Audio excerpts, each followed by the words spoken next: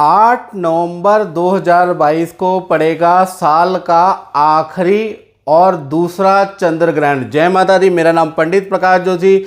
स्वागत है मेरे YouTube, फेसबुक चैनल एस्ट्रो आज में। मित्रों, आज हम चर्चा करने वाले हैं 8 नवंबर को जो चंद्र ग्रहण पड़ रहा है, जो भारत के सिवाय अमेरिका, ऑस्ट्रेलिया के अंदर भी पड़ने वाला है, उसका महत्व के बारे में चर्चा करेंगे। और क्योंकि बड़ी बड़ी बातें ये आ रही है कि 15 दिन के अंदर 2 ग्रहण पड़ने वाले हैं, सब कुछ अनिष्ट होगा, तो इसके बारे में शास्त्र क्या बोलता है। जब 15 दिन के अंदर 2 ग्रहण पढ़ते हैं तो शास्त्र क्या बोलता है, इसके बारे में सबसे पहले हम चर्चा कर लेते हैं। इस साल का पहला जो चंद्र ग्रहण है मित्रों, वो 16 मई 2022 में पड़ा था। ये दूसरा और आखिरी चंद्र ग्रहण पड़ेगा, जो शाम को लगभग भारत के अंदर देखा जाए तो शाम को 5:32 से लेकर और रात के 7:27 के आसपास समाप्त होगा। तो कुल अवधि इसकी यहाँ पर है।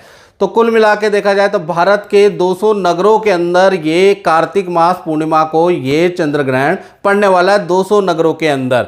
चलिए सबसे पहले जानते हैं कौन कौन से नगर में कितने बजे शुरू होगा। देखिए, सबसे पहले मुंबई के अंदर देखा जाए तो ये जो ग्रहण है ये दिखाई देगा 6:01 पे। दिल्ली, गाजियाबाद, एनसीआर, हरियाणा में अगर देखा जाए तो ये 5:27 पे दिखाई देगा। पंजाब में देखा जाए तो 5:33 शाम को दिखाई देगा। उत्तराखंड में देखा जाए तो 5:31 पे दिखाई देगा। हिमाचल में देखा जाए तो 5:23 में ये ग्रहण दिखाई देगा। समस्त बंगाल, कोलकाता के अंदर देखा जाए तो 4:52 पे ये ग्रहण दिखाई देगा।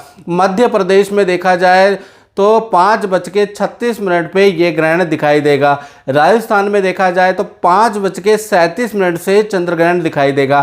केरला में देखा जाए तो 5:58 पे शाम के समय पे ये ग्रहण दिखाई देगा। गुजरात में देखा जाए तो 5:32 पे ये ग्रहण गुजरात वालों को दिखाई देगा। आसम में देखा जाए तो यहाँ जल्दी 1 घंटा पहले दिखाई देगा, यानी 4:17 से चंद्र ग्रहण दिखना शुरू हो जाएगा। विशाखापट्टनम साउथ की बात करें तो वहाँ पर लमसम 5:20 के बाद ये ग्रहण दिखाई देगा।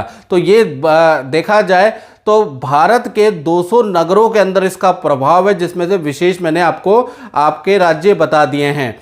अब विदेशों में देखा जाए तो America, Australia, Asia, Canada, Chile, Brazil में इस ग्रहण की शुरुआत होगी। यानी ये जो ग्रहण दिखाए, जब इसकी शुरुआत होगी इस ग्रहण की, तो सबसे वो दिखाई देंगे अमेरिका में, ऑस्ट्रेलिया में, एशिया में, कनाडा में, चिली में, ब्राज़ील में। और जो इसका अंत है वो भारत में दिखाई देगा। यानी जब ये ग्रहण ख़त्म होने की ओर होगा तो भारत, अफगानिस्तान के अंदर ये दिखाई देगा। पाकिस्तान भी उनमें से एक है जिनमें ये समाप्ति की ओर दिखाई देगा। यानी भारत, पाकिस्तान, अफगानिस्तान में ये ग्रहण दिखाई देगा। अब इस पे पहले सूतक काल के बारे में बात कर लेते हैं।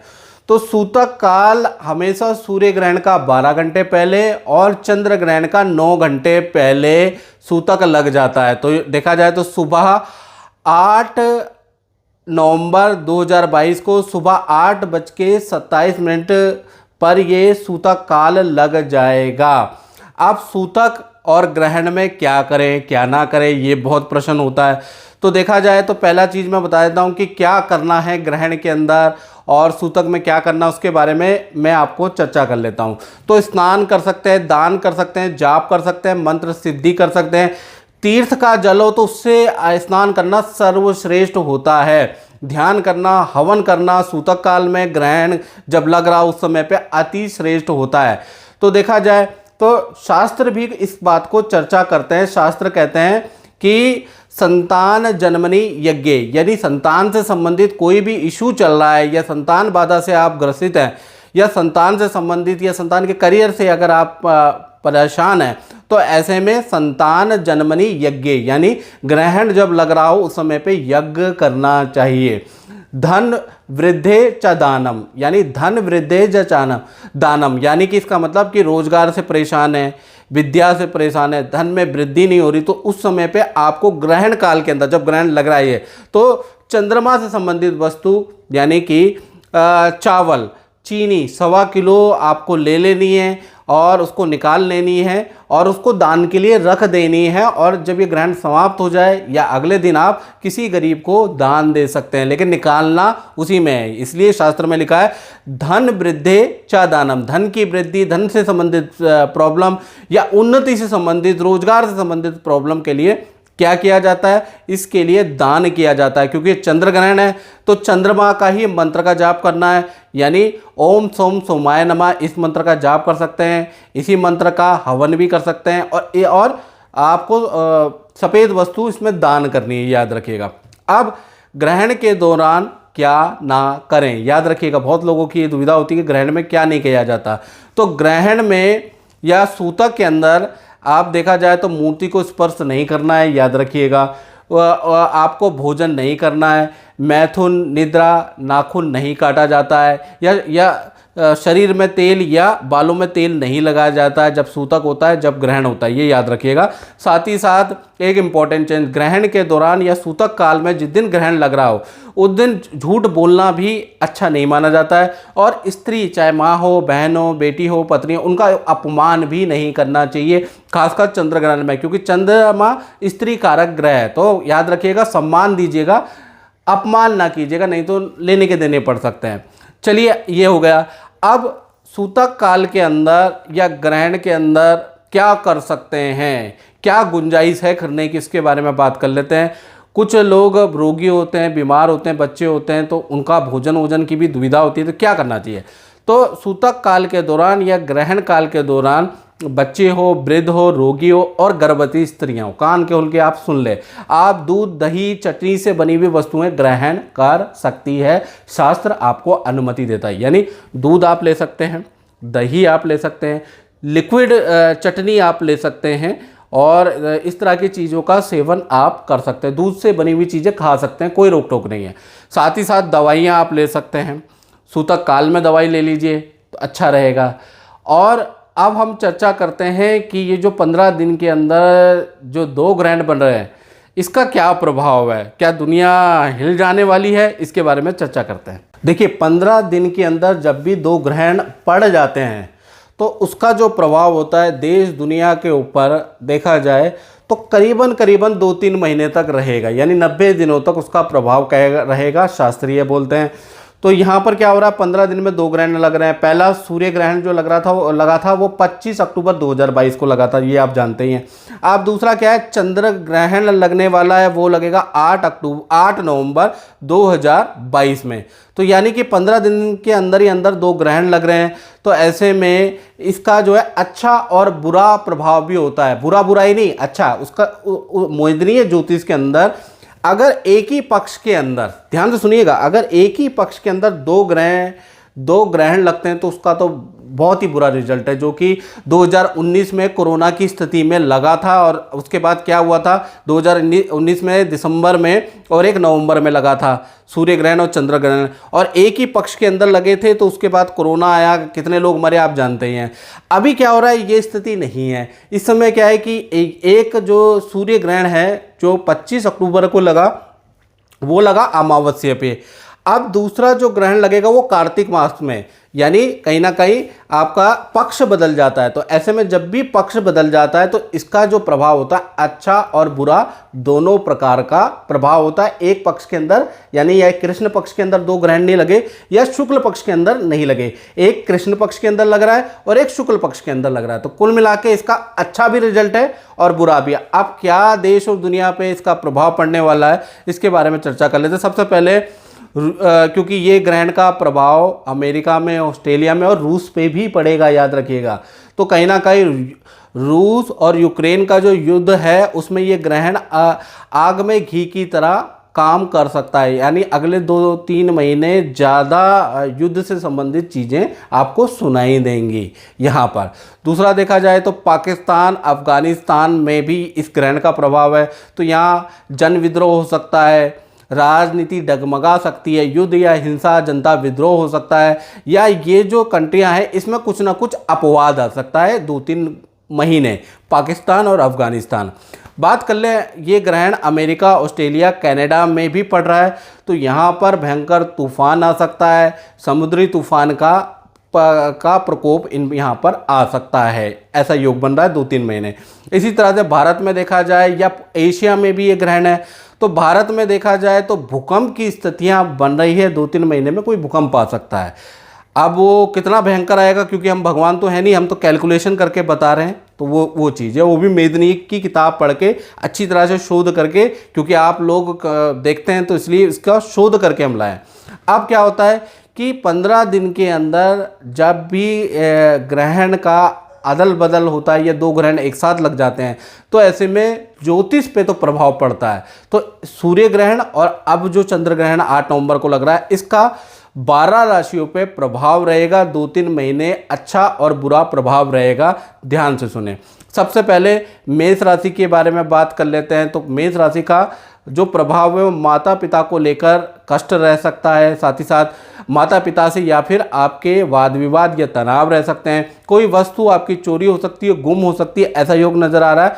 आर्थिक स्थिति के लिए देखा जाए तो ये जो इस दोनों ग्रहण के प्रभाव से मध्यम रहेगी। आर्थिक स्थिति पे ज़्यादा कोई नुकसान नहीं है, करियर में नुकसान नहीं है, चीज़ें चोरी हो सकती है, ऐसा योग बन रहा है। इसी तरह से वृषभ राशि पे देखा जाए तो ये जो ग्रहण है, इससे अच्छा और बुरा दोनों प्रभाव 2-3 महीने तक पड़ेगा। पहला क्या है, धन और रिलेशन में आपके सुधार होगा, यानी रुका हुआ धन मिल सकता है, धन में वृद्धि हो सकती है। रिलेशन पति पत्नी का, प्रेमी प्रेमिका या बॉस से रिलेशन में सुधार होगा। परिवार में कोई गुड न्यूज़ आपको मिलेगी, किसी का काम होगा, शादी समारोह में जाने का अवसर प्राप्त होगा। साथ ही साथ देखा जाए तो आपके जो पार्टनर है उनके करियर से संबंधित भी आपको गुड न्यूज़ सुनाई देगी।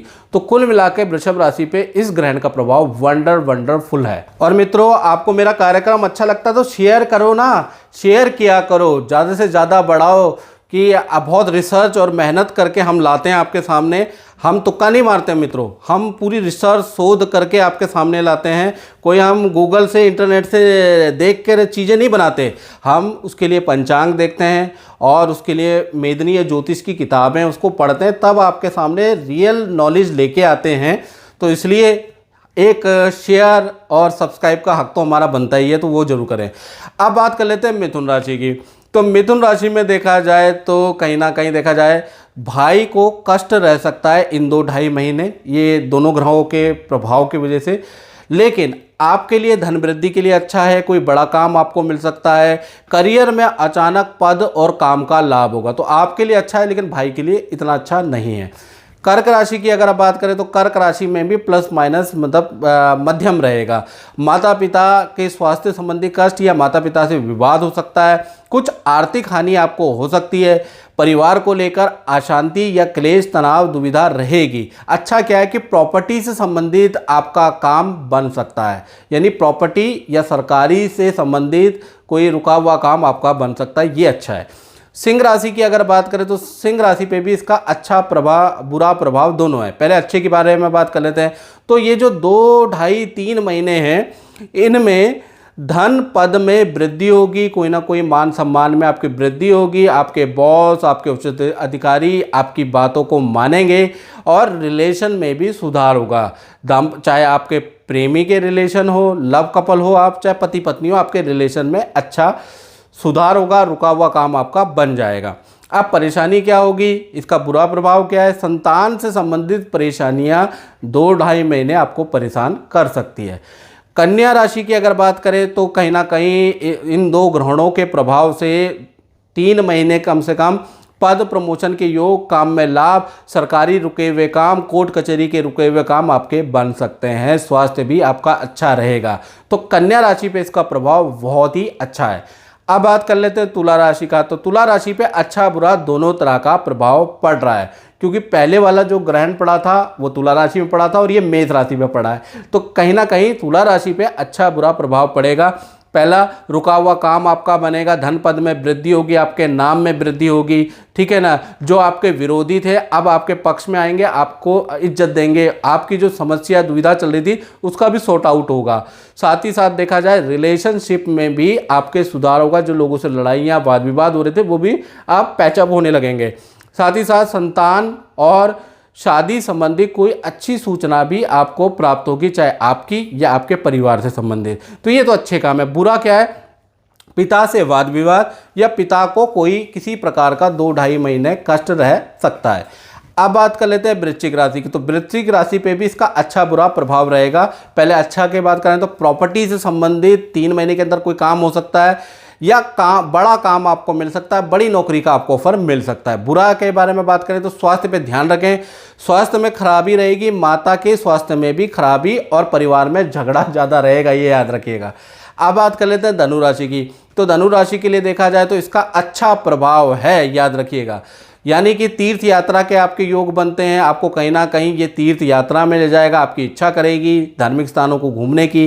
साथ ही साथ अच्छा धन का लाभ आपको प्राप्त होगा, नौकरी का नया ऑफर प्राप्त होगा, धन पद में वृद्धि 3 महीने जबरदस्त रहने वाली है। रुके हुए काम धनु राशि के अब बनने वाले हैं। अब बात कर लेते हैं मकर राशि की। तो मकर राशि के लिए देखा जाए तो काम में वृद्धि के योग नजर आ रहे हैं, स्वास्थ्य में वृद्धि, स्वास्थ्य में सुधार होगा। साथ ही साथ परिवार से संबंधित 3 महीने अच्छी खुशखबरी आपको प्राप्त होगी।